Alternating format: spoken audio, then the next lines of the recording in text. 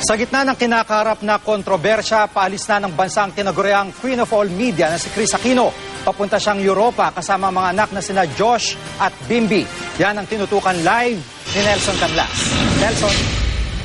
Jiggy, bago umalis patungong Paris, France ay nakausap ng GMA News si Kris Aquino.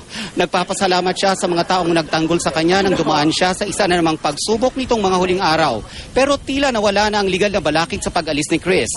Nauna kasi dito, hiniling ni Jing Siap sa korte na maglabas ng whole departure order laban sa kanyang mag-ina.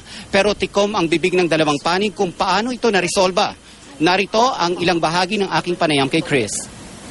I wanted to shield myself from the negativity, but I also didn't want to deprive myself of the chance to see the positivity.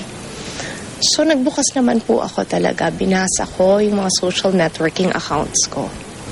Sa lahat po sa inyo na pinagtanggol ako at pinagtanggol ang pamilya ko at ang anak ko, for the rest of my life, tatanawin ko yan na utang na loob. Can I just end this by saying na wala naman talagang madali sa buhay, pero siguro lahat kakayanin talaga. Lahat mapagdadaanan kung ramdam mo yung pagmamahal sa'yo ng mga mahahalaga. 2 linggo titigil sa Europa si Kris at ang kanyang mga anak. Sana raw ay magkaroon sila ng sapat na oras para makapagpahinga at makapagdasal. Jiggy? Maraming salamat, Nelson Canlas.